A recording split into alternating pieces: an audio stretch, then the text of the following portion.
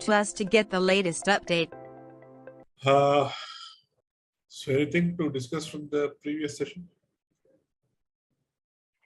No, we can start. So let us, we were in the material material master screen. So. Yep. So what I'll do is I'll pick up one of the materials. Okay. Already created, because last time we didn't save it. So we'll go through one of the materials which has all the views. Material by, we go by material type. So we'll go by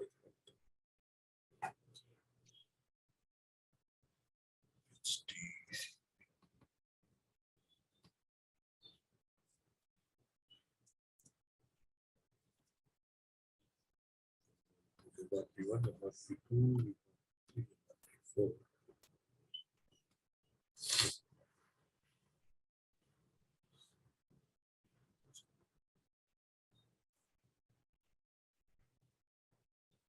Right, so we had covered the MRP1 and the MRP2. Yeah, somewhere I think we had to start the last last few field. parameters in MRP2.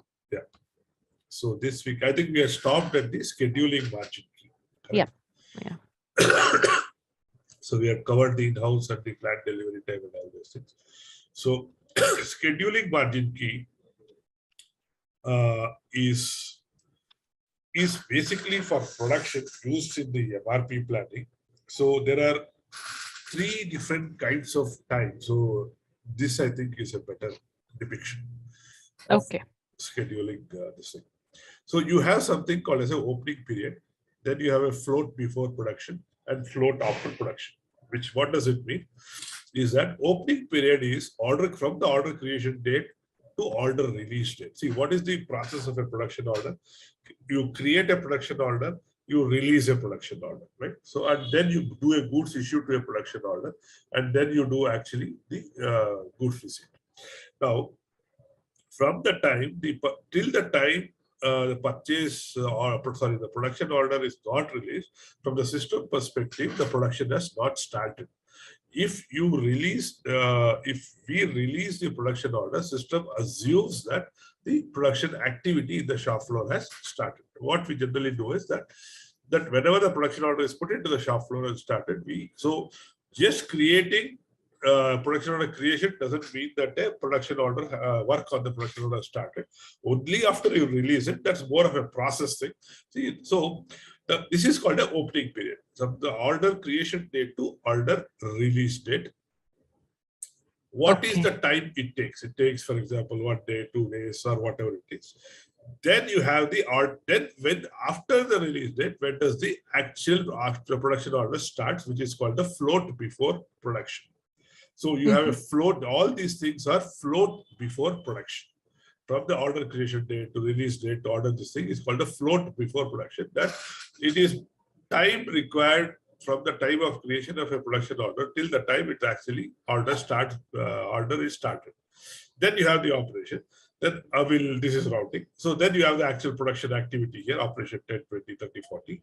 And then you have production finish date and float after production. What is it? After the production order is created, till the time it is actually received into the stock, what is the time that it takes? That is what is put into the scheduling margin key. So you now go back to the system and look at the scheduling margin key. These are all like operation opening period 010, float after production, this 10 days you say, float after production 001, float before production 002, release period 005. So depending on your requirement, what time you take, each one of them you put a time.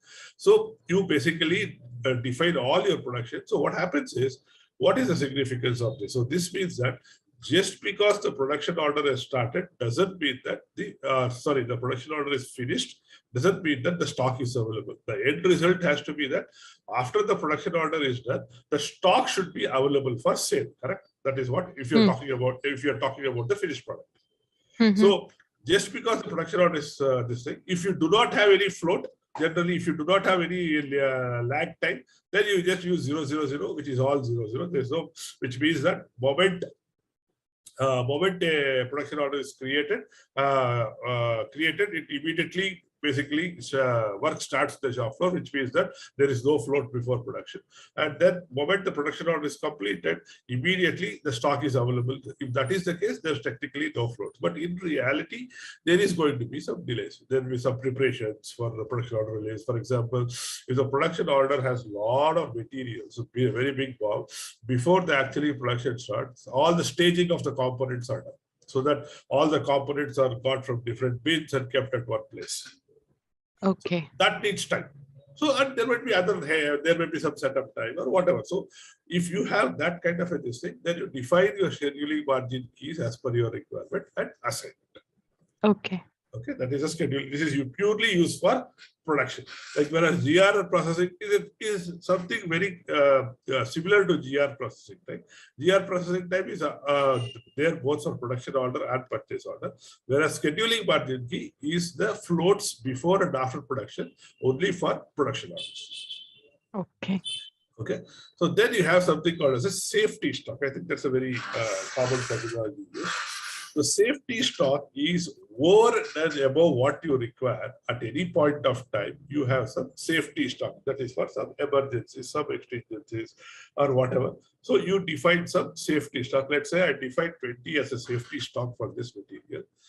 Whenever the stock, if the requirement is 20, if the requirement for this material is 10, and the stock is 0, then system is always going to plan for 120. Because what MRP does is it always tries to maintain the minimum safety stock.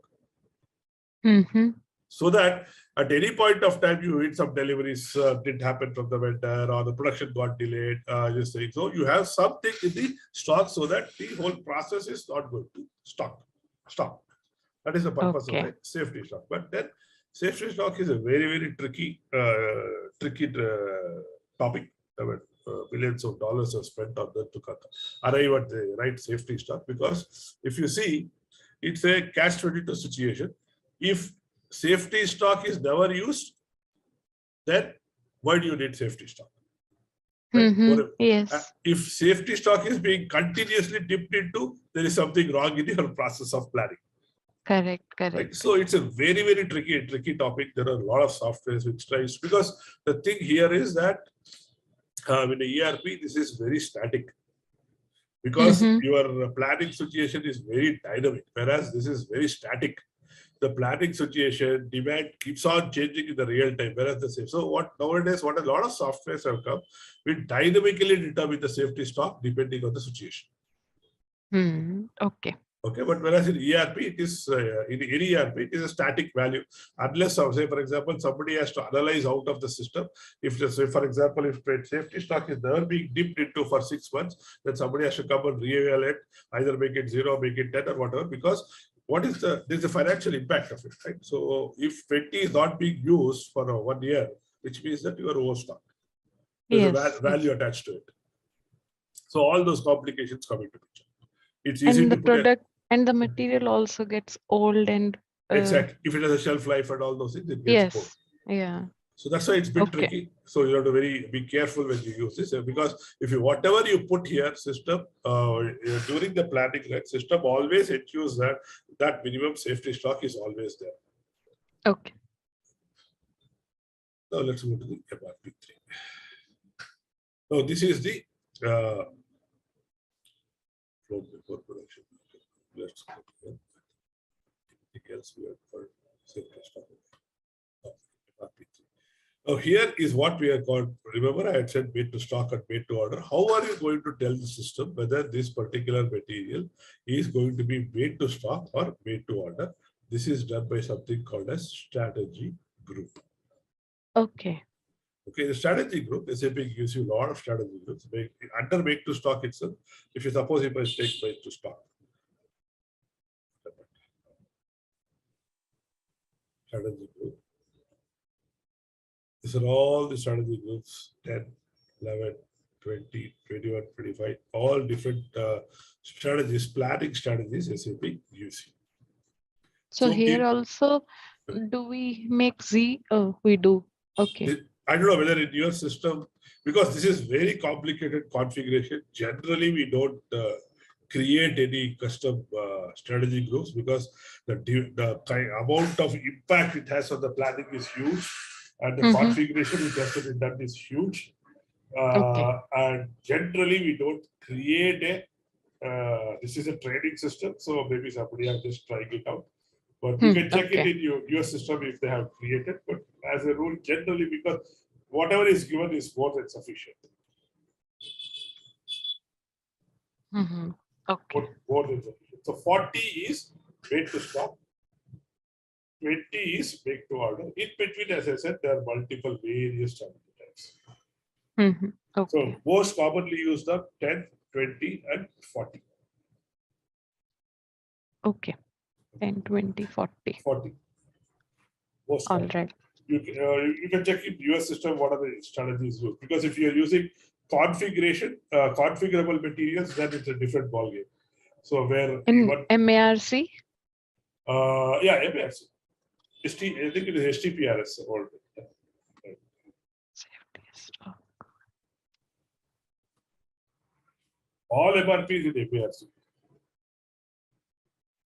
STRGR. STRGR.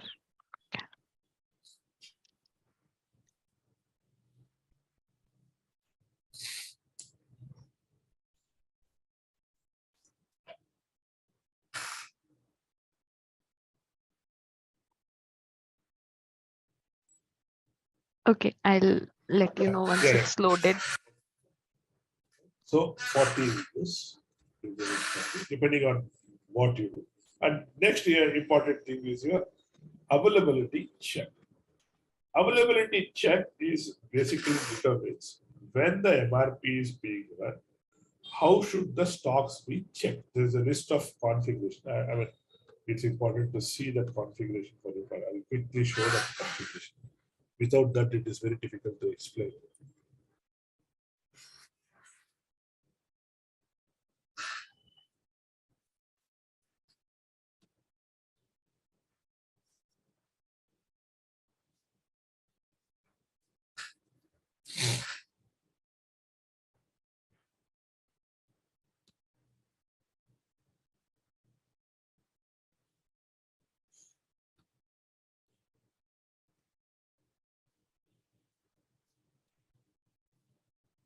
Production.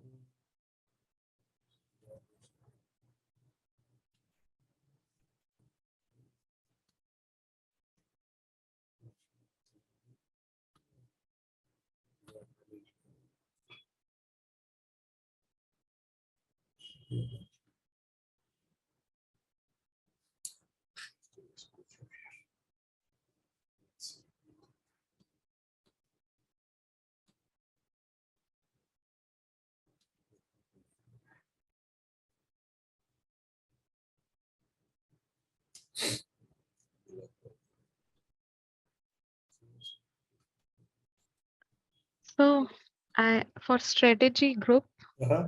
I see 10, Uh-huh. 30, 50, and 0. Zero. And some are blank and also Z2. Oh, that's a custom. Yeah. So 0 is There's no planning. no, okay, no planning. And 10, Make to you stop. said we is mostly used. Make to Make stop. to stop. And then 30. Production by lot Production size. by lot size. Yeah. And 50. planning without final assembly. Remember what I explained. So you basically, with irrespective of the order, you go to the final assembly. Only after you get the order, then you do the final assembly. You stop at the last stage of the assembly. Like say, if you have 6 levels of assembly, you do for irrespective of the order, you do 5 levels of assembly. Only after you get the order, then you do the 6 final assembly. And there are many with Z2. I am not sure what Z2 is, but there are many with Z2 also. Z to assembly with process ones.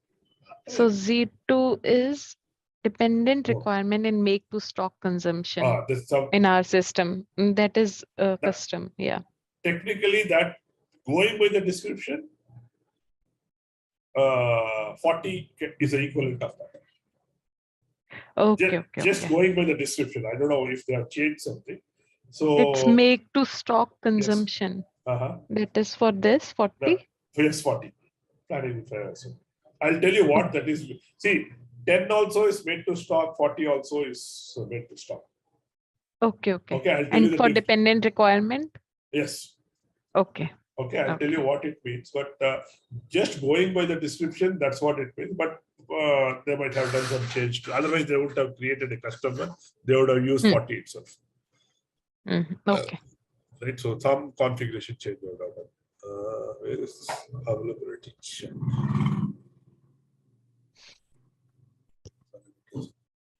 Master data, MRP types, MRP units. Availability check.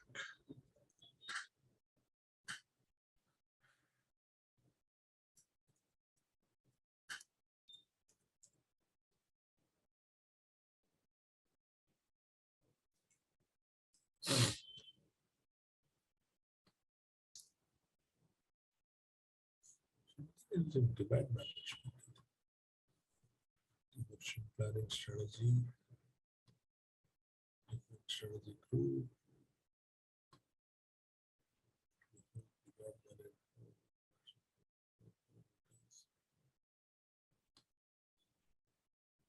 Planning.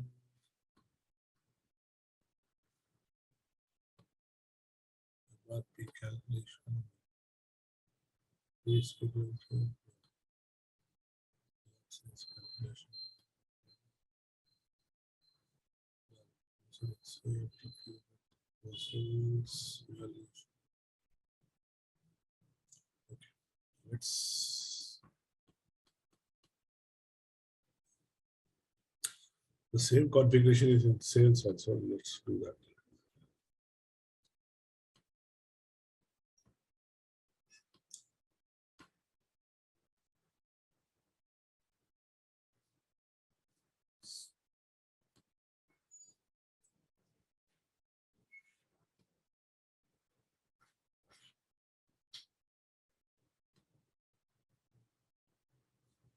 Hello. Yeah, I'm here. Can you search again for availability check? You missed A earlier. Okay, it's here. It's here, yeah. Yeah. I also see it in basic functions. Yeah. Yeah, same thing. It is both in sales Yes. and this thing. It's the same thing. Okay. Checking groups. Okay, so okay, here it is going to be different. I think carry out control for availability. So what it is that when the system is during the MRP, the first thing is whether the check has to be done for the daily requirements or individual requirement, which means that when you run the MRP, so at the end of the day, should it consolidate all the requirements per day and then plan? Or say, for example, there might be scenarios where people might be running 2 or 3 MRPs a day. I mean, in case they are running, then what happens? You do a individual requirement. Okay. Individual requirement, right? So now when they're doing it, what should the system consider? Which stock should it consider? Should it include the safety stock? Should it include the stock in transfer also as available? Should it include the quality inspection stock also as available stock? What are the different stock types it should consider as available? What are the different document types it should consider as expected goods receipts? Purchase order, open purchase, dependent requirement, reservation, sales requirement, including deliveries. So this particular rule, this is a big topic by itself. So availability check here 02 for you to understand at a high level is that what are the different stock the system should consider when you are running the MRP as available stock, and then as a default unrestricted stock is always available. as a default. So that is why you don't see the unrestricted use stock here. Now, do you want to include the quality inspection stock also as available stock? Which means that when you do that, for a particular material, you know that the rejection levels are very low, or for this thing, then you can include the qualities, because quality stock in the quality inspection is awaiting the inspection. You don't know whether it's going to get approved or not approved. Correct? It can get rejected also. Now, if you make it as available while MRP is running, it is going to say, for example, there is 100 in unrestricted stock, then there is 50 in the quality inspection, then system will assume there is 150 in stock. So all these parameters are basically set up behind this each key. 02. Okay, so depending on, again, this is the job of because this also involves SD. So generally, this is one of the big integrations between SD and PP, wherein how does the transfer of requirement happen? And this strategy group defines how does the transfer of requirement happens from sales, and when you create a sales order, the information has to go to production planning, right? So this strategy group also does that. So if you see 00, you are saying it is very clearly saying that there is no requirement transfer. Neither there is planning, nor there is, what does the requirement transfer means? When a sales order is created for this material, the requirement has to be transferred to the production. So there is something called the transfer of requirement. So these two are the most important fields from the SD and PP integration perspective.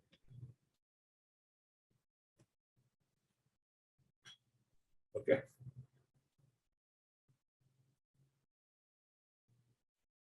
Hello. Hello. Sorry, I was on mute. I was responding. Yeah. Okay. Sorry. I didn't know I was on mute. So Okay. this is, as I said, planning strategy and this thing are the most important integration between the PP and SD. How it determines how the transfer of requirement done. I don't know if you have heard the word ATP, available to promise. That's the most common word used in sales and distribution. When you create a sales order, ATP check, what is that? Available to, what is the quantity which is available to be promised to the customer? That is called ATP, available to promise. Okay. And these two fields basically play a very important role. Yeah. Next, let's go to the next one. Okay, this is the strategy group. Availability check. Okay, then one thing they're not explained is the total replenishment lead time. Now, imagine you have like a 10 level of BOM, but what should happen when you know the BOM, right? Bill of materials, we'll cover it. So we'll have multiple, you will have multiple materials on it, multiple levels on it. So each one will have its own lead time to procure. Correct? So there are 20 materials, which means that each material will have its own lead time. Now you can add the lead time for each material. When the MRP runs, it is going to basically look at all the this thing and do that. Or if you do not want that, you simply say my total replenishment lead time is 30 days, which means that lead time will be extra days. No. This is see, when you in MRP 2, if you do here, what did we see? We said that, say, for example, this is a component 1, right? Under a finished good, it's a component 1. Let's say we have a planned delivery time of 5 days. Now you have component 2 that has let's say you have a component that has a lead time of 3 days. Now, similarly, each component under the finished goods has a certain amount of lead time. Now, for the system to find out how much time does it take to manufacture, it has to add up all the lead times of all the components, right? For the finished product to be manufactured, it has to add up the lead time of all the components, correct? Okay, for all the components, the total time that it will take for production? Correct. Okay. For the finished goods to be manufactured, she should add up all the time for the components, and that's it. The finished goods is going to take 25 days or 30 days. If it's an assembly, if the material is an assembly, it will have multiple components. But if it's a component, then it will be total time for the production of that component, right? Exactly. So all those comes into picture. Now, if you do not want to do that, if you do not, because more often or not, you will not have the data also for that. So instead of that, if you want to say, forget all those things, I will say, irrespective of what type this thing, I will say the total replenishment lead time is 30 days. So I don't enter the lead time for the individual component. Okay. I don't enter the lead time of any component for me to manufacture this finished good. What we are talking about is a finished good, right? So for to manufacture this finished good, I will take 30 days. Okay. If you do not want to enter the lead time of the assembly, lead time of the components and all those things, and you say that overall, you basically, your total replenishment lead time is so much. I know that I can manufacture this in 30 days. Okay. Remember, this is the finished product. So either you give the lead time for individual component and assembly in the material master, while doing the MRP system rolls up all those things and arrives at, okay, it takes 30 days, 45 days to manufacture this finished product. Or you don't enter anything there and simply put the total replenishment time. Okay. So that what you are telling the system is we're going to take 30 days to manufacture this. Don't worry about the components and all those things. We know if we can have that in place. Okay. Okay, so two options SAP. These are the most commonly used because see, remember in the complicated BOM, I mean during the data, while the data entry, you don't know what is multiple vendors are supplying. Each vendor is going to take their own time. So you might not be in a position to put the date for every individual component. What is the lead time, correct? Assembly you can do because you are manufacturing it in-house, so you know how much time it takes. Okay. But here, so this is more commonly used, this thing is the total replenishment lead time. Okay. Okay.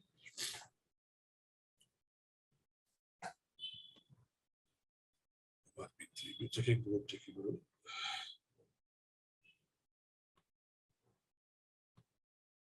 MRP 4.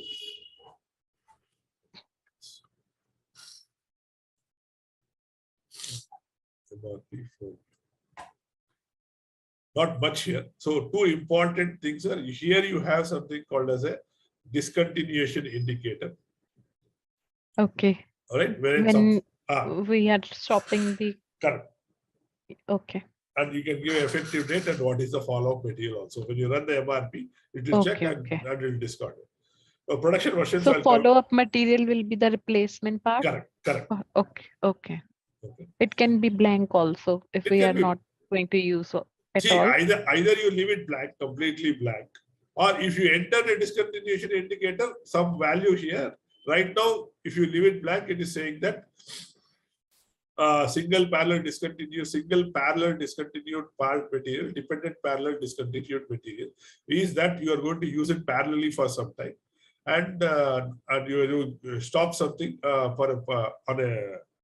this thing, you are not going to stop the use of a particular material and start using this thing. Now, if you're leaving it blank, which means that you're not using this functionality. Okay. Blank means you are not interested in using this functionality. That will take care of it manually or changing it in the BOM or whatever. These are all heavy material master maintenance items. Yeah. It's a good thing, right? But somebody has to really monitor it. That's one of the reasons why people don't use this high maintenance. Then you have this MRP dependent requirement, or the first we'll go to component scrap. Here, there we saw the assembly scrap. Here we are seeing the component scrap. So there are two kinds of scraps, right? While the component is being used, component by itself gets scrapped, or component when being used in the assembly, it is getting scrapped. Right? When I say component, yeah. So if this material master is for an assembly, then the component scrap will refer to what? No, you don't enter anything. Leave it blank. Okay. Then you in this thing you have the assembly scrap I showed you. Yeah. you enter that. So you don't enter. It's not that it's mandatory. It's just option. So depending on the Okay. type If of it's this. depending on the type of material, Yes. if it is component, we maintain it here. Otherwise, in the MRP one view. Correct. Okay. So Fine. MRP dependent requirements is basically saying that irrespective of the higher level requirement, keep planning this material, or you always plan with respect to materials for dependent requirement are planned, which means that if it is a component, for example, this will be this is a finished good. Suppose if this is a component, obviously it will have a finished good above that, as an assembly or a finished good. So if you leave it blank, materials for dependent requirements are planned, which means that if there is a finished product and there is a requirement for finished product, if this is a component, then to the extent of BOM quantity, you plan the material. You're telling the system to, if you use one, which is, I don't know why this will be used, materials for different requirements are not planned. I mean, I don't know, unless you're using some phantom assembly or something, you do that. So that is, generally we leave it blank, because when there's a requirement for the finished product, obviously you need to plan for the dependent items anyways. So what are the phantom assemblies? I hear this term a lot. Phantom and the chassis. Yeah, phantom assembly is something in a BOM is a placeholder. Sorry? Is a placeholder. Placeholder. That material by it, because what happens when you want to create a BOM, right? You have to have one header material and line items, correct? Say it again. When you have to create a bill of material, you need to have a header item and a line item. Yes. So now there are going to be situations wherein you do not have a header or you do not want to stock the header material. You do not want to plan this thing, but still under that you want to plan. So what you do is you call it as phantom. So when you call it as phantom in the bill of material, system is not going to plan for the phantom, the header level. It's going to plan only for the components. Components. Okay. It's just a placeholder. Okay. Got it. It's a placeholder. So chassis is the same. Chassis. Yeah. Okay. Okay. So you don't want to keep that into stock or whatever. Then you basically, because that's simply a name. Chassis is simply a name. Correct? Okay. So you don't. You're not. If you do not, I'm just taking an example. So if you do not want to stock it, then you make it as a phantom. But under that, your 10 component system will not plan for the chassis, but will plan for the 10 different items. Okay. It's just a placeholder. All right. Okay. And then you have this selection. But how should the BOM be selected when the bill of material is created? See, bill of material. See, BOM you can basically create in multiple things based on, say, for example, based on the quantity, order quantity, selection by explosion date, selection by production version, selection only by production.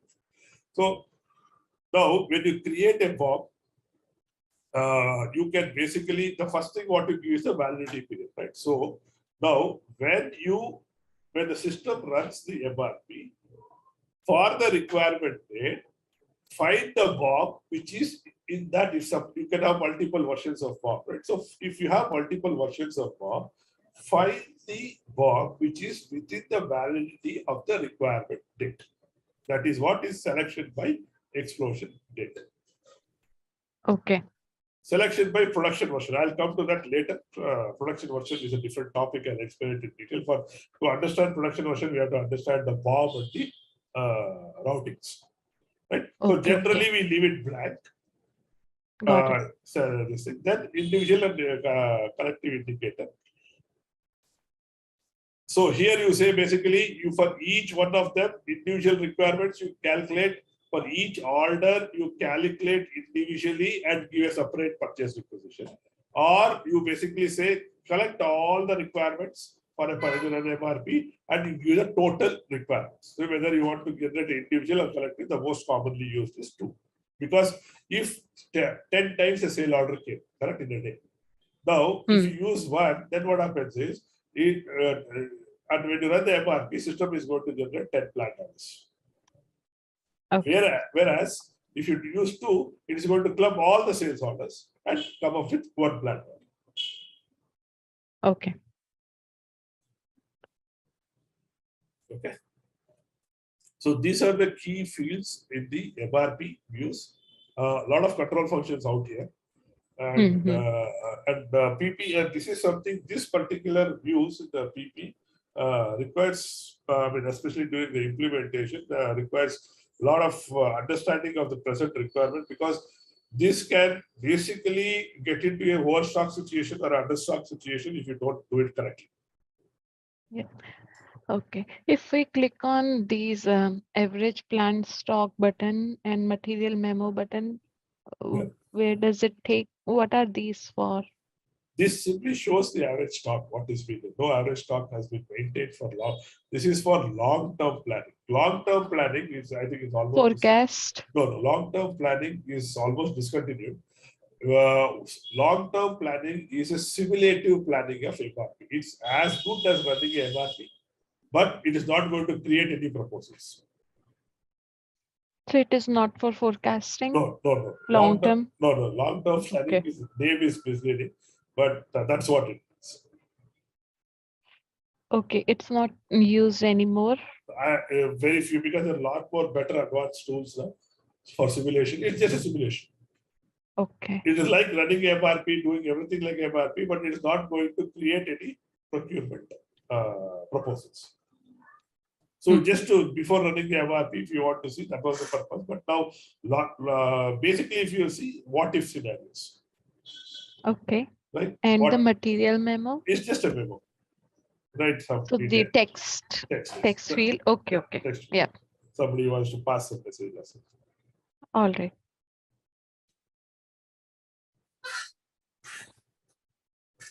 Do this. Now we'll go to the work scheduling. No, we're not so good.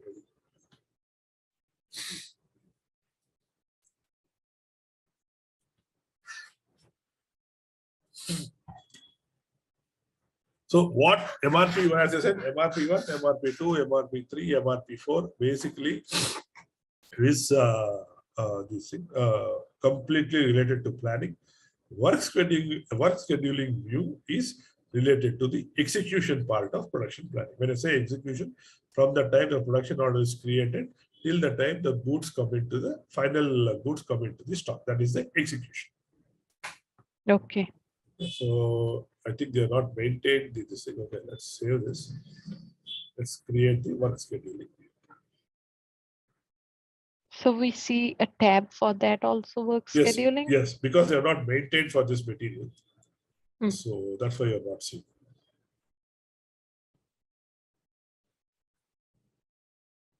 Here, work scheduling.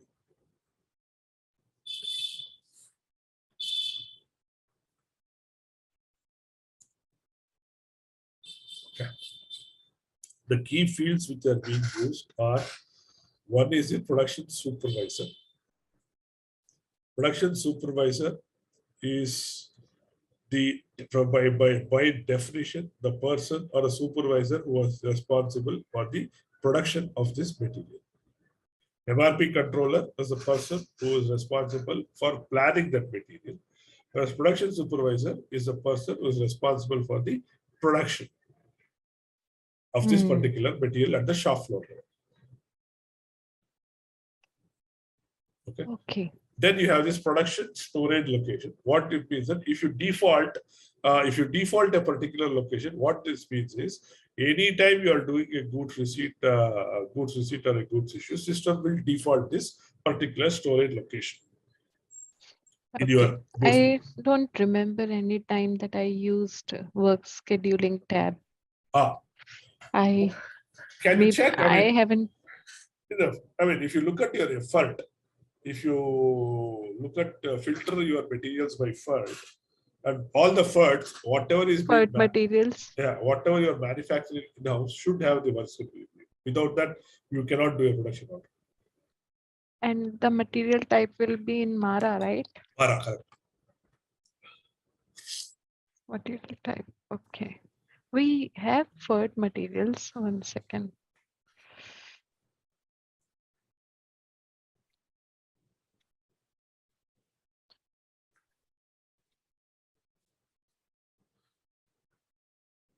FERT is finished product. Correct. And So for FERT, what do I have to check? Just that you were asking something, right? What For was it? work Whether scheduling. the work scheduling view is maintained. Okay. You need to find This out is, the letter for work scheduling view. What is it? Each view has some letter, right? A, B, and all those things. so this is strange. I do not see any FERT materials in Mara table. Or maybe you use a custom one. Okay, okay, okay. Let me check if we have anything with Z. Z, we have many Z, but I don't see description for okay, FG. FG, correct. FG will be for finished goods, right? 100. Yes, we have that. See, I'll tell you 1 minute. So 570. What is the nomenclature Okay, for? we have very few materials for FG. Okay, Just 147. interesting. So manufacturing activity doesn't happen much. What doesn't happen? Manufacturing activity. No, it happens. So Okay. we have FG. So for Z also we have many like Z doc, that is document BOM, miscellaneous import MPN, miscellaneous import PPN. Then LTP. LTP is long-term planning BOM material. Okay. Then miscellaneous material HNS. Then model numbers, reconditioned finished good, reconditioned HALB, HALB, Hull. Yeah. reconditioned raw, and use materials. So what I'm trying to find out is what is the see each view has this letter right assigned to it. So we need to Okay. each view has so we need to find out what which one because this particular material has all the views maintained.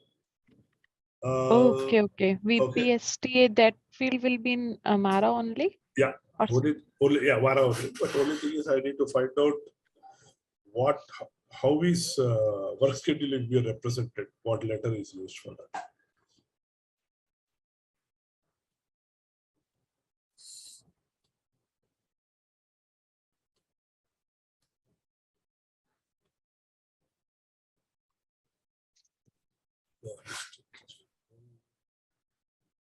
Material master.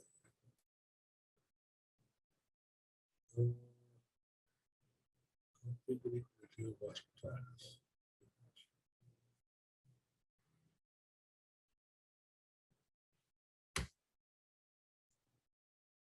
Somewhere in the configuration it is there.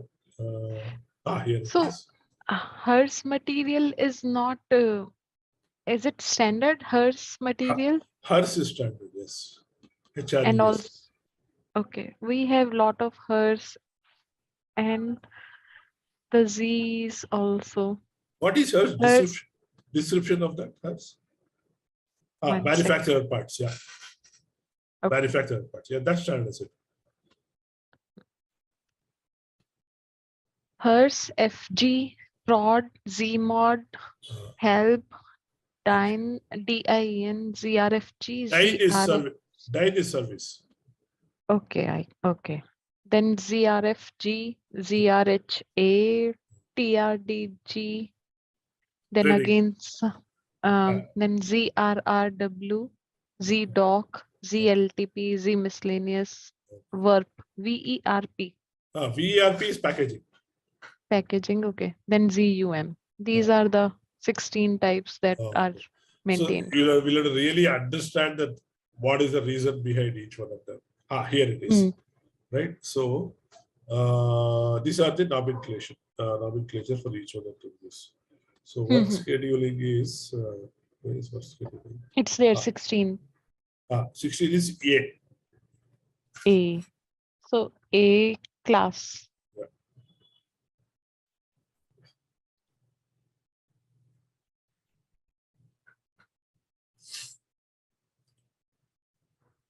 Don't go by the material type, just filter it by A. For VRSTA? Or no, don't take out the material type. And Yeah. in Mara, only filter by VT, VST, AT, and A value, so that you will know. which field is that again? VTVS, One minute, one minute. What is the field name? VTSTA. I think. VPSTA. VPSTA. No, I don't see that. Okay, I see it. Okay. VPSTA.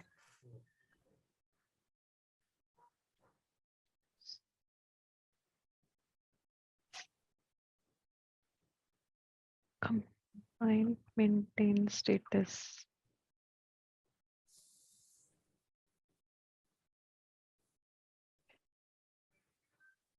So filter it for A, right? Yeah. Or A star something. Just A Yeah, is fine. just A is fine. That will show the work scheduling. How many materials have work scheduling be maintained? No, then I don't see anything because it should be star A, or because it's a whole string, right? But try This PSTAD. I am trying to look for star A star now to see. VPSTA is a string, correct? So then we'll miss. I see KC now. When I search for A star, then I see a lot, Okay, fine.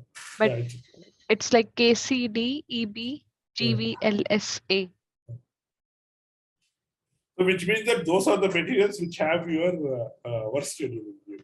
Okay, okay. Right? So those are the materials for which the production activity is happening. Okay. That is what it says. So irrespective, so which means that it's not only for the FG your production activity is happening, even for the other this thing, the production But activities. Yeah. some materials are like pretty old. I don't think for those materials the production But will be on even now. Some are like materials that we don't even use material names anymore. But then they would have created it. In the past, Yes, they would have created it. Once it is created, yeah. you cannot undo it. Okay. Because views is something in SAP, once you create it, it's done. You cannot undo it. Okay, so maybe in the past they were maintained, but I'll open one of the these new material type and see for work scheduling tab. Okay, yes. Plan 1000.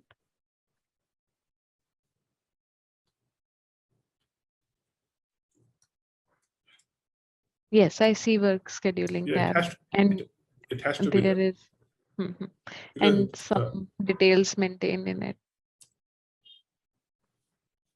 Okay, so then the production scheduler. Then you have this thing. The other important field is the plant status material, wherein if you want to temporarily block a material for some reason, you can block it. Say, for example, you want this material to be blocked to be used in the bill of material. So all these reasons are done, and then it's obsolete material. You don't want anybody to use it. So, or you want to do a temporary block. Say, for example, typically in the design, suppose if design is also part of your SAP system. So, the moment the design of a particular material starts, so if they create a material master, till the time the actual it is come to this thing, you don't want anybody to use it. Or for example, this particular material is having a lot of quality issues.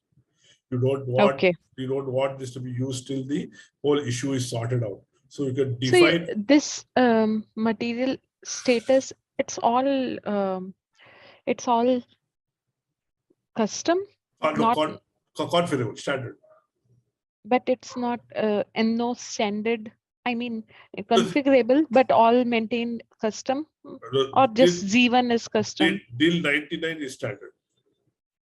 I don't see any of these, like ours, year and mine doesn't match at all. Okay. I see I1 is not there in yours at all.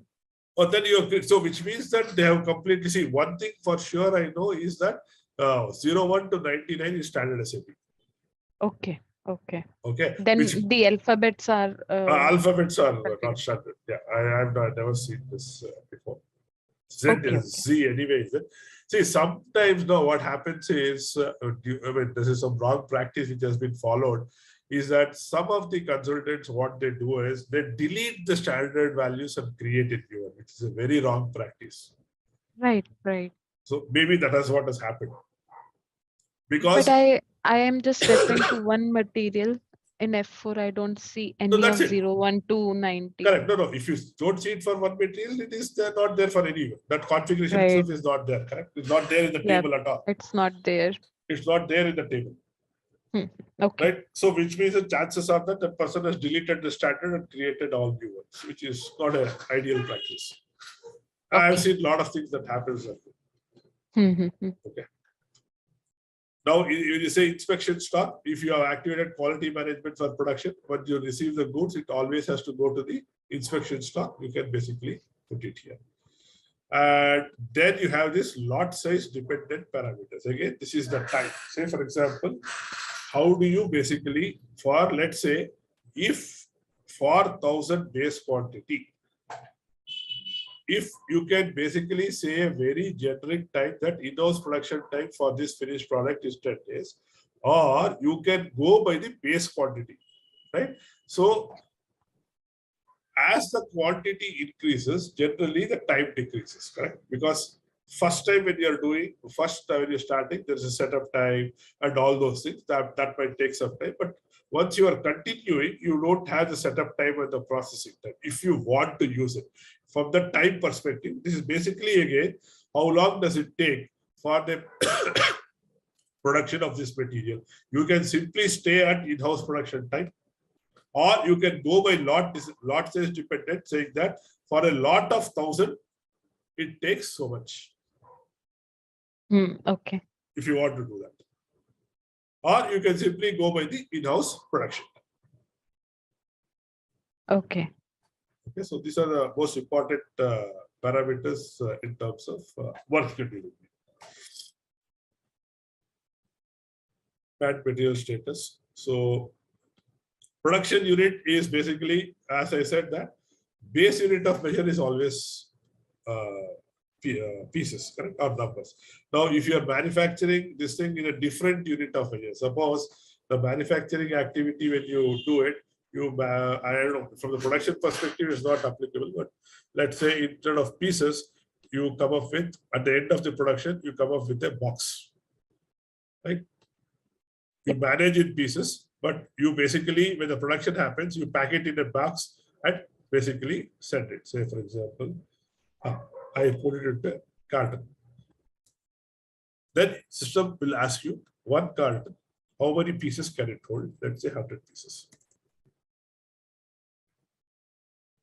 In case your base unit of measure and the production unit of measure is different, generally this doesn't happen in production, but this is very, very relevant in purchasing. Okay. Because you basically are going to manage this thing, but say, for example, take the typical example of a bearing. Now the vendor is going to basically say that he's going to supply the box of 24, set of 24, whereas we are going to manufacture as individual, each bearing as one. So in that case, you say each box contains 24, so system manages it across the system. So the same is available in production. However, generally in production, we don't use it much, but in procurement, it is used very well. Okay.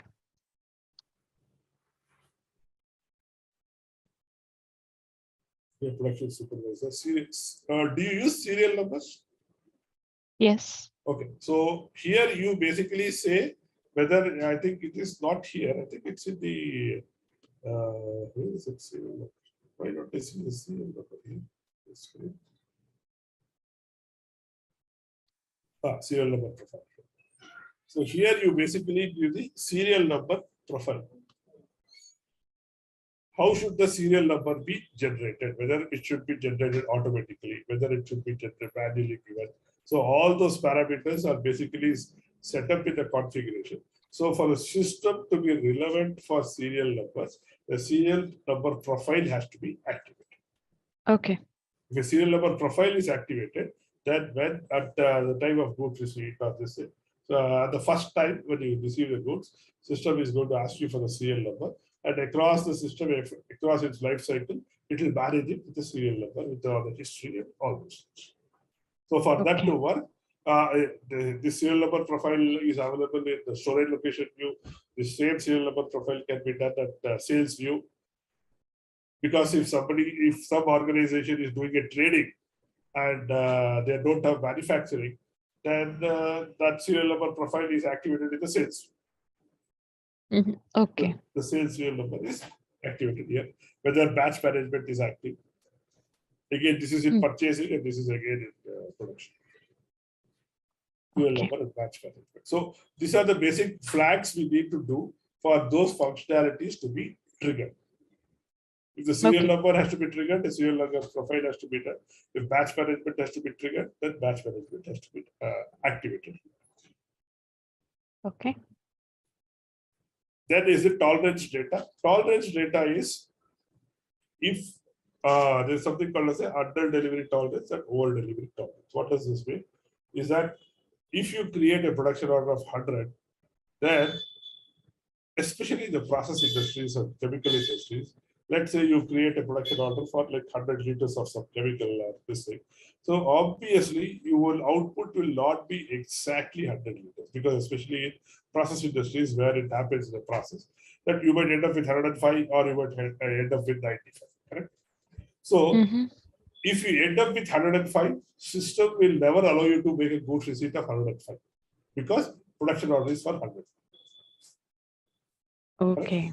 Now, if the output is 95 liters and you know that 5 liters is not going to come because production order got closed, but from system perspective, that production order will be open.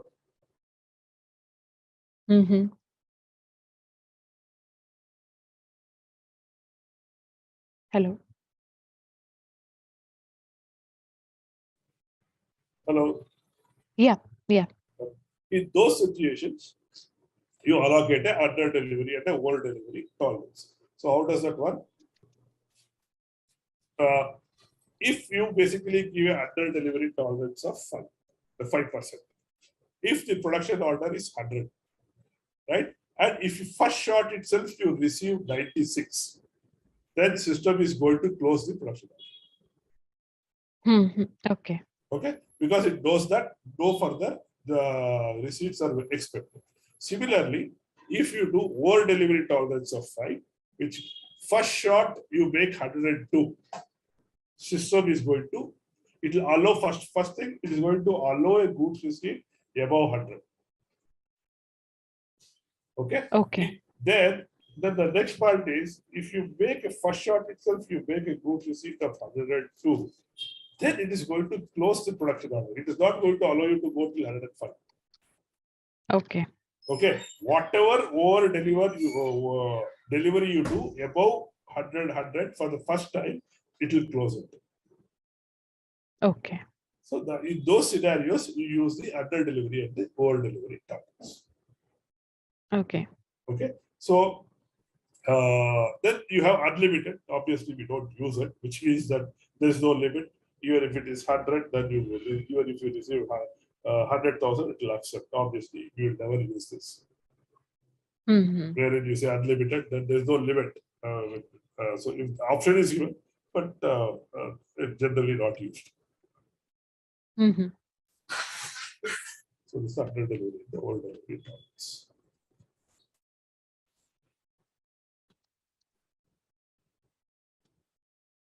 Lot sales result. Okay. Now, basic material master is done. So, go back. Is MRP1, MRP2, MRP3, MRP4, part of the planning, data with respect to planning, and work scheduling, data with respect to execution. Okay. Right. So, we have just completed the material master setup for the production activity to happen. Yeah. Now we'll move to the bill of materials.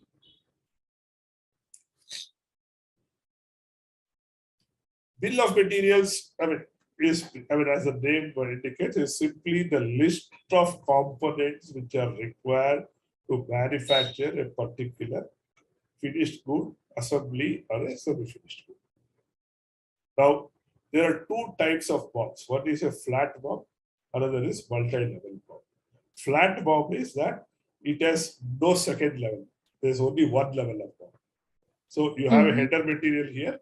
Under that, all the other assemblies or sub-assemblies are listed here. That is called a flat bomb.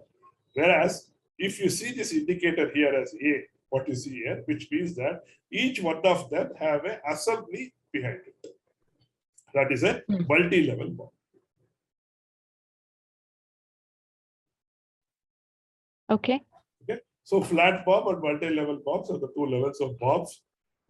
Generally, it is used in the bill of material, and it is simply the list of components which are required to manufacture a particular finished product or a semi-finished product or an assembly. Okay. SAP allows you alternative bombs. You can have any number of, I think I go up to 99 alternative bombs for different scenarios. Say for one, it may be a lot size or any other reason, you can basically use the alternate bomb based on lot size, value, it's a different production method. So each for one material, you can have multiple versions of bomb. SAP calls it as alternative. Same material number, you can have alternative bombs, which are nothing but the multiple versions of a bomb. Okay. Okay.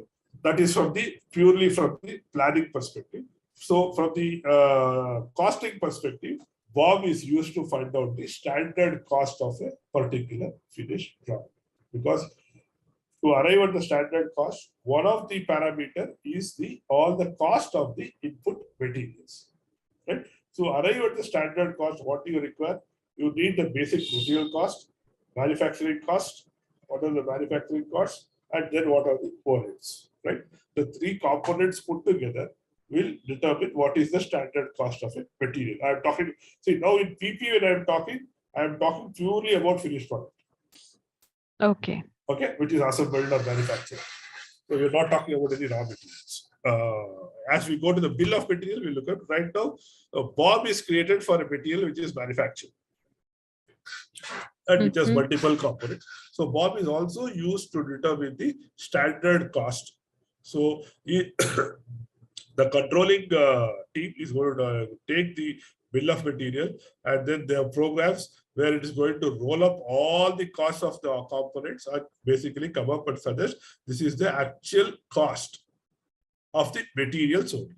Then you have the other costs like overheads and manufacturing costs. So BOM is also used in costing. So BOM also can be used, is also used in bill of materials or equipment BOM for a particular equipment also in plant maintenance module. So that it's also used in PM module to determine the equipment also if there is a BOM. These are some of the high level features of a BOM. Let's see now. What we'll have to do is to create a BOM, we need some materials, correct? So what we will do is we'll take this material. I will not spend too much of time on creating the materials. /SC60. MAST is the header table for BOM.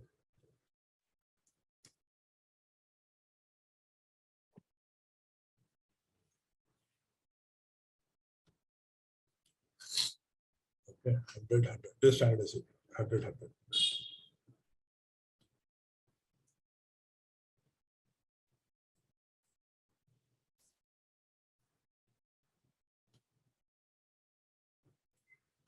CS01 is to create, CS02 is to change. Yeah. Let's quickly look at this before then what I'll do is I'll come to the problem. Okay. This doesn't have some.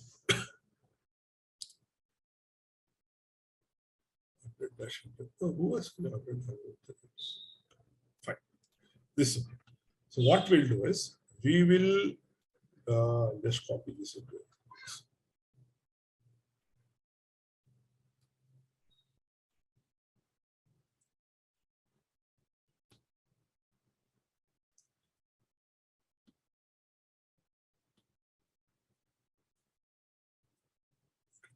So we'll copy 100 and 100 and create one new material, replica of this.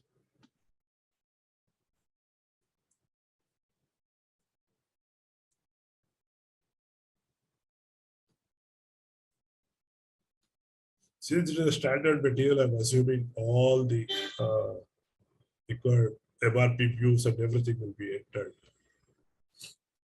Fine. Let's go with fine. The problem is finding the so we'll go to basic data, or we'll go by 200. We'll go by external 200. This is a finished code. Okay, that's fine. Basic data. We don't need sales, so MRP1, MRP2, MRP3, MRP4, work scheduling, plan, data, counting work.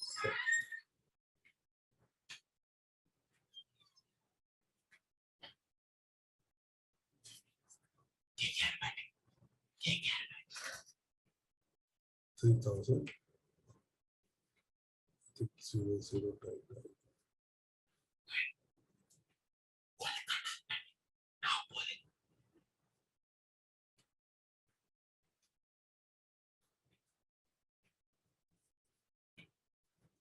So let's see what SAP has done. So PD is the MRP type, what we discussed. EX lot to lot. Then procurement type, you have said X, we'll change it to E. In-house production type, they have said, because they had put X, they had used both the in-house and the planned delivery type. So I'm going to take out this.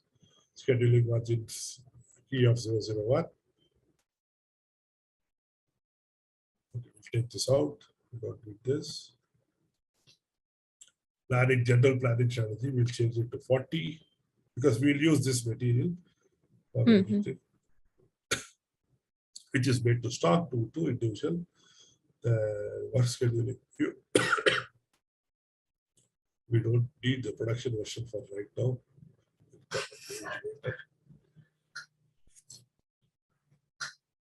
We'll delete it for right now.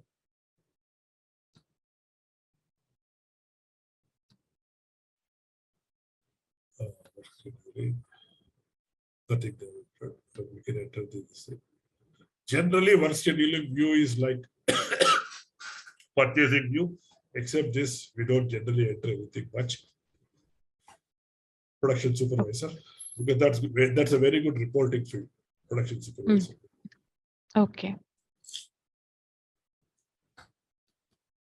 Accounting.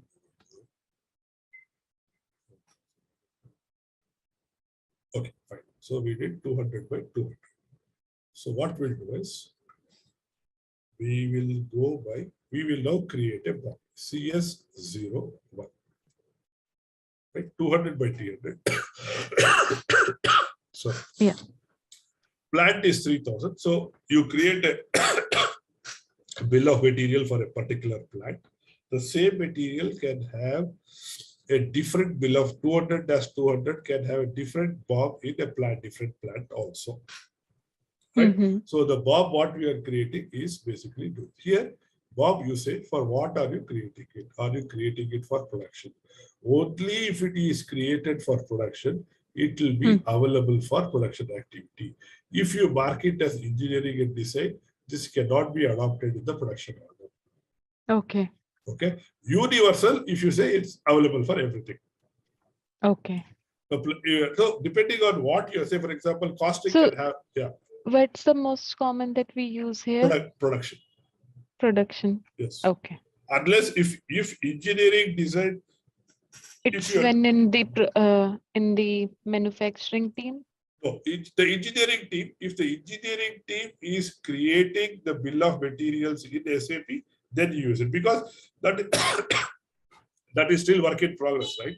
So they are trying to figure out the right thing. So you don't want the production to use it. Yeah. Right? In case the engineering team is creating a bill of material while they are developing a product, then they use this. So plant maintenance, sales and distribution, Sales and distribution also we use a BOM for kitting. So depending on the application, for production activity, you always use one. Mm-hmm.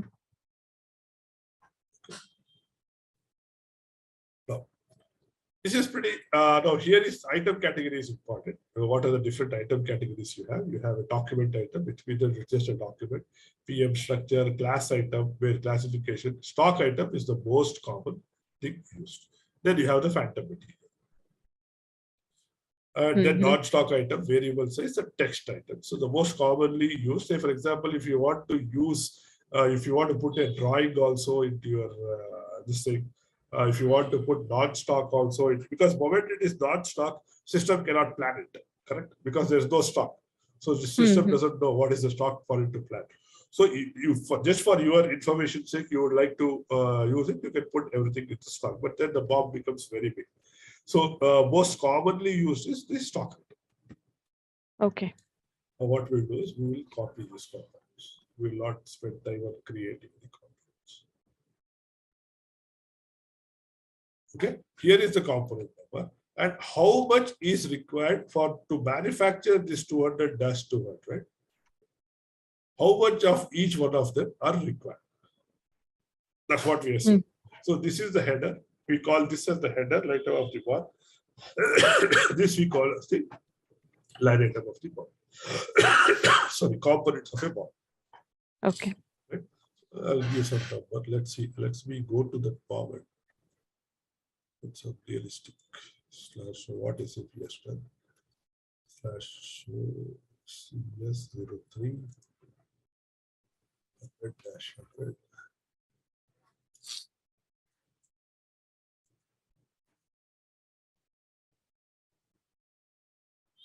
118, all of pieces. Oh, how come? Did I change the description? I did, right? 100-100, it says casing, but when I do here, it is saying green paint. That is 200-200. No, but I copied it from 100-100. Okay, okay, okay. What changed? Why did it? I didn't change Okay, it. okay. One minute. Because it was paint, I got confused. Then it should have been some liters or something. Then if I see here, it is showing as compound, spiral casing, flat gasket. Yes. That was, let's see, why did that happen? 0 Yes, I don't remember changing it.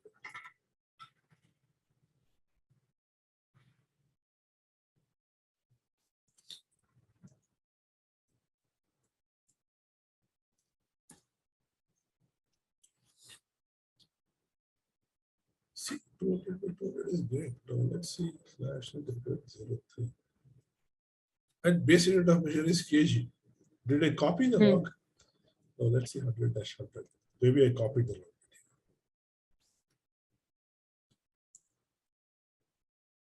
Maybe I copied the log. Oh. Okay, let's quickly MM01. 100-100. Can you clear it off and then click space bar? No, just space bar. Yeah, 100-100 in your search list. Let me check now. What? Now it is coming casing. Is it different? Oh, I know what has happened. Different No, what has happened is company code or no. It planned? looks like 200-200 is already available. Okay. So when they created the view, whatever view was not created, it created it. Okay. Oh, that's what Okay. So because the moment they left it blank, no, like 67. Now you can see. Now you can Understood. see. So looks like whatever view was not maintained, it maintained. Right. 2000.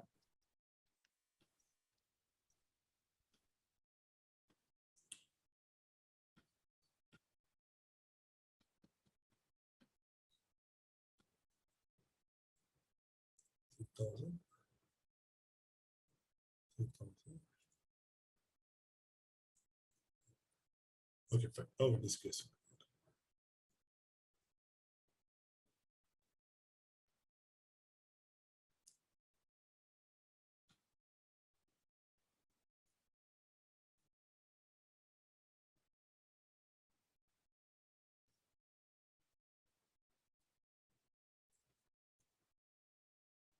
Work scheduling.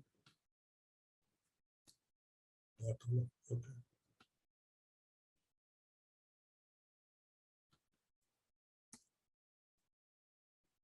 Okay. Now it should be fine. Mhm. Sorry. So slash n CS01 70 material slash n CS03 100 dash 100 118. So quantity, each one of them, this is one of them, one of this component is required, one of this component is required, and 8 of this component 8. is required. Yeah. That's what we are saying. Mhm. Okay. So basic bill of materials is, so this is a straight flat BOM. There are no further components basically under this particular material. Now, Mhm. suppose I would say that for spiral casing, there are another, this becomes a, this is a subassembly by itself. It has another 5 components. Then what we do is we create a BOM for 100-110. So if I go to, then what I do is I save this first. And then I go to CS01 and I create a BOM for 100-110.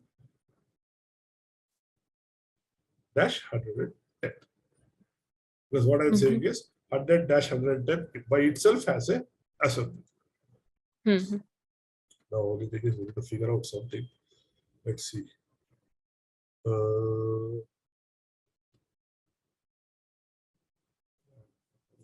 What is the best way to find out? Time.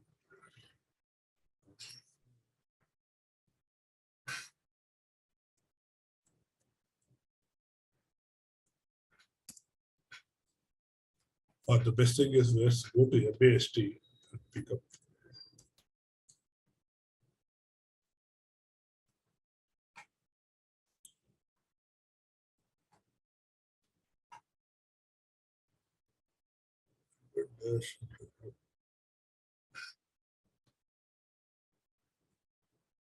Let's see, 100 dash.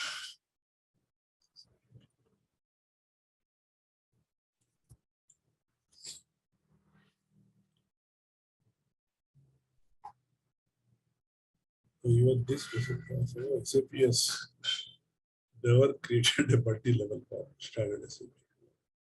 I'm just trying to reduce my time in creating the materials. Mhm.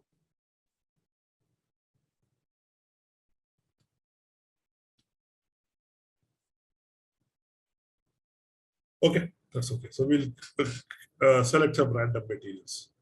Okay. Slash n CS01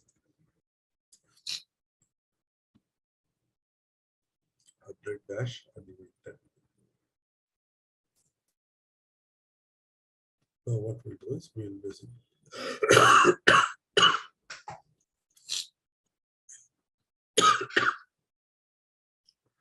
we'll go by plant.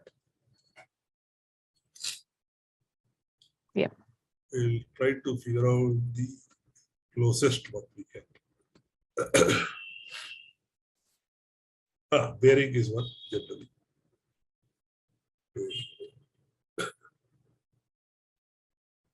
Let's say 2 numbers. Okay, good. Let's pick up one more.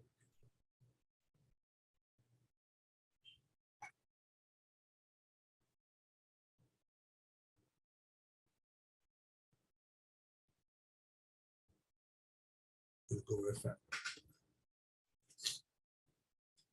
Let's say 4. Sorry, fan build will be 1. Okay. So now if I save this, I created a BOM for 100-110. Now if I go back to the main one, which is 70, CS02. Now we will, sorry, 70, right? Slash it CS02. 70 was our original one. You see a tick mark as assembly. This indicates that there is one more level of BOM behind this. And double click on this and continue. And this is how during the MRP also SAP, this is called the BOM multi-level BOM explosion. Okay. So the most common report which is used, I don't know if you used the CS11, I think. Yes. CS11. So CS11. And two more. I think there are 2 or 3 more multi-level. Yes, CS15. Yes. Yeah. So it will basically come back and show level by level box. Yeah. Right? This is the multi-level box. Now, the next thing is going to be your alternative box. What is this alternative box? Now, if I go and create a bot, try to create a BOM for this 70 again, what does the system do? System creates an alternative BOM. It gives a number. Now, if I hit enter, see the first one you create, SAP default allocates alternative 1. There's no 0, right? 1 is the first alternative. Then its system says alternative 2 BOM added. Okay. Yep. Now enter. Now you can enter your own. Let's enter some materials here. 70. It can be the same. Let's say go by material by plan, material by description.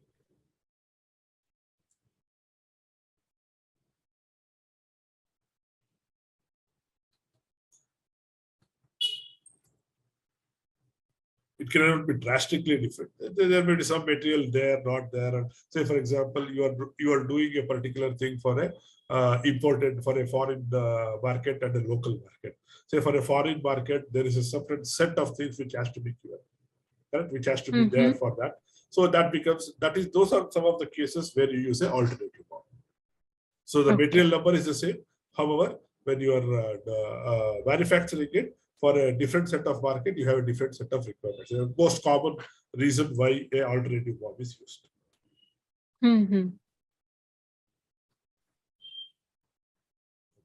I say. Now, if I come and look at CS02, the first screen, you will see this. You won't see the BOM. It is going to ask you which one do you want to see. There's alternative 1, there's alternative 2. Yeah. Okay. So double click on this alternative 1, it will take you here to the BOM. Okay. And you double click on the 2, then it basically goes here. Got it. So this is our alternative BOM works. Now, there's few other features at the detail level. Say, for example, if I double click on this, it takes to some this thing. So even at the BOM level, you can give the operations. Here, you are giving the operations graph. Even at this particular, say, for example, the same material might have, see, the material master, you give a scrap in terms of assembly or component. But then what happens is that becomes applicable for the irrespective of where that material is used, that scrap becomes common. Whereas if you give this at the bill of material level, which means that the component scrap for this particular material is applicable only for this bill of material. Okay. Then all those scraps, whether co-product, I don't know whether you use. So co-product is basically specifically chemical industry. What happens is co-product and byproduct is that while you do a finished product, while you do the manufacturing, there's one more new component which comes as part of the output. Chemical, you do mix 2 chemicals and you get to, you are expecting one final product, but whereas with that some other thing also comes out. If those kind of things are there, then you say it's a co-product. Okay. If it is a phantom material, special equipment, a few details are there, then you can give long text in terms of if you want to write some details in terms of description as to whatever this is. This is basically, you can write all the text. Okay. So these are some of the basic features of a bill of material. So it's basically 2 types of BOM, flat BOM and multi-level BOM. So flat BOM is just a list of components. And I think that's the US. Okay, the company. Okay, so the flat BOM is basically the single level BOM. There are no multi-level BOMs, and you can have an alternative BOMs in terms of how many ever alternatives you can have. Depending, one of the alternatives is basically, if you see, based on the lot size also. Say for example, if you go here,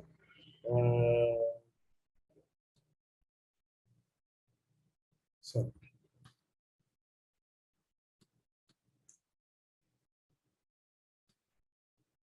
Oh, the header level.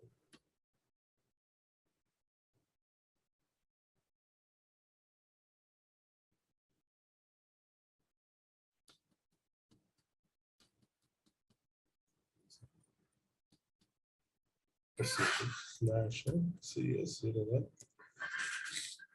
I create one more. Alternative 3 is added.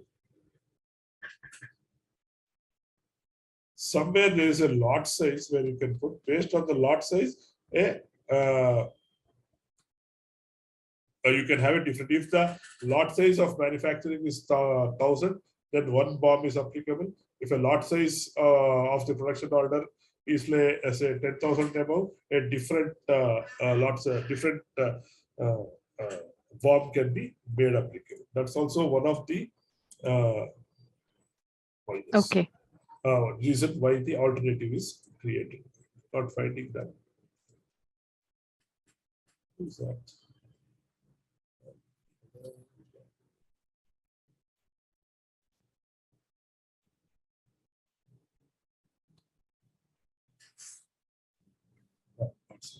So this can be 1,000.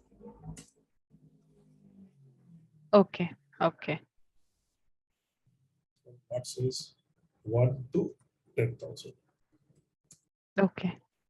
Now, if you say this, and now if you come and look at CS02,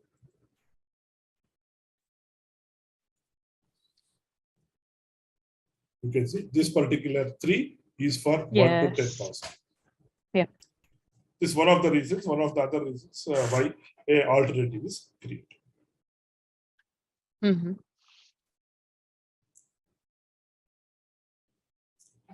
So I think this 20. Yeah. So I think this should be it for this class. So we covered material master and BOM. PP is very master data extensive. Yes, so yes. then we have the work center, then we have the routing. Okay, I think they have basically started, work center, the routing, and then we have the demand management planning. And once we do this, then we'll do the planning, and then we'll start doing the MRP runs and see the impact of how the system plans with the various parameters. Okay. Yeah. All right. So we'll All right. catch up next Tuesday. Okay. Thank you. Thank you. Bye. Yep. Bye. Thank you for attending the session. I hope you all enjoyed it. Don't forget to visit our Vimeo page and follow for more upcoming videos.